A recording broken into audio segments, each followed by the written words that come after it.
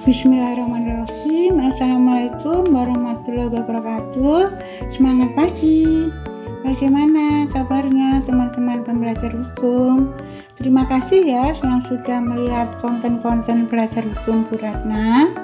Semoga ada manfaat dari konten-konten tersebut serta menumbuhkan kesadaran hukum bagi teman-teman semua untuk tidak melanggar hukum, karena melanggar hukum itu merugikan diri sendiri, keluarga, masyarakat, negara, dan bangsa. Ya, maka kita wajib taat hukum supaya Indonesia tercinta ini bisa aman, tentram, tertib, makmur, dan sejahtera.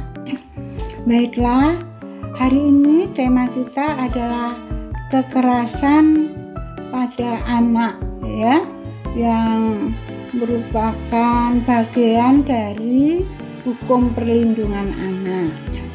Sebagai rasa syukur kita pada Allah Subhanahu wa Ta'ala, kita awali dengan berdoa ya. Berdoa mulai.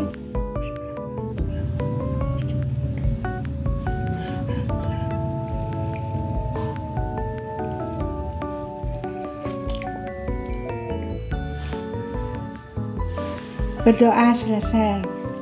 Teman-teman, berkaitan dengan masalah perlindungan anak, ya, maka kita mesti tahu jenis-jenis kekerasan pada anak yang tidak boleh dilakukan oleh orang tua, keluarga, masyarakat, dan negara.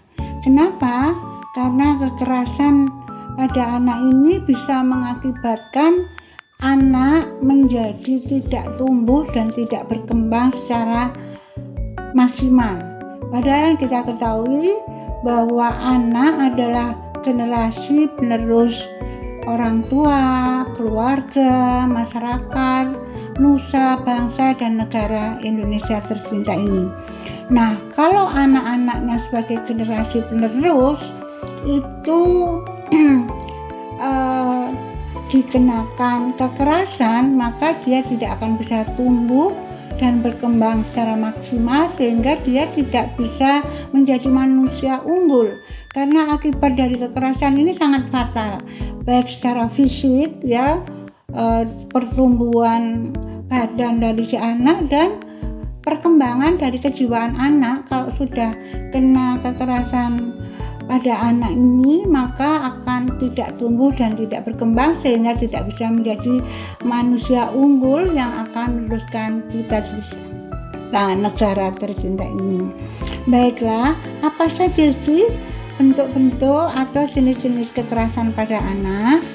Ya, jadi ada beberapa yang terdiri dari pengabaian atau penelantaran, kekerasan fisik, kemudian pelecehan emosional atau psikologis, pelecehan seksual anak.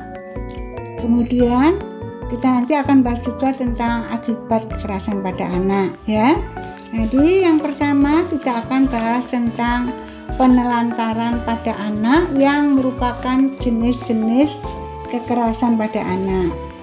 Jadi kalau kita ngomong tentang penelantaran pada anak, itu kriterianya misalnya yatim piatu itu tidak dipelihara, ditinggalkan oleh orang tuanya, ya, di tempat umum dan sebagainya. Nah, ini termasuk kekerasan yang berupa menelantarkan anak. Jadi misalnya karena sudah tidak mampu membiayai anak, maka anak tadi tidak pergi, kemudian ditinggal di tempat umum padahal masih balita. Nah, ini termasuk orang tua yang tidak bertanggung jawab dan menelantarkan anak, ya. Jadi dia karena egonya, nah, kepentingan diri sendiri dari orang tua tadi, maka dia tidak memikirkan akibat jika anak itu ditinggal di jalan itu aja, ya. Nah, ini termasuk kekerasan juga.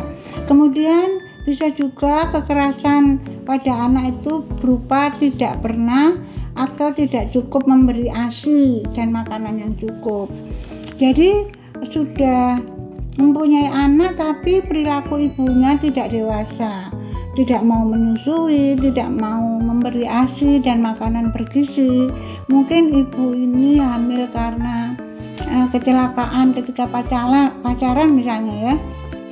Nah, ini termasuk menelantarkan anak ya, tidak boleh ya. Dan ini menurut Undang-Undang Perlindungan Anak mungkin ada sanksi atau hukuman bagi si ibu ya. Kemudian tidak diberikan motivasi pelajaran pendidikan untuk perkembangan kejiwaan anak ya. Jadi ibu ini hanya memikirkan dirinya sendiri, tidak pernah mendidik anaknya ya.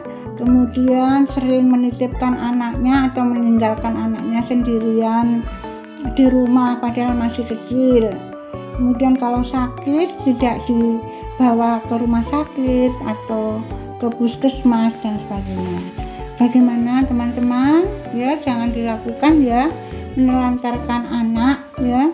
Kalau misalnya teman-teman sudah berkeluarga atau belum, menelantarkan anak ini termasuk perbuatan kekerasan pada anak, dan itu menurut Undang-Undang Perlindungan Anak tidak boleh ya. Karena apa? Ya, karena anak ini mempunyai hak asasi yang perlu dilindungi, dijamin oleh keluarga, orang tua, masyarakat dan negara dari kekerasan dan diskriminasi. Saya kira itu dulu ya jenis penelantaran pada anak yang merupakan kekerasan pada anak. Nanti untuk bentuk kekerasan yang lain akan kita lihat pada video berikutnya.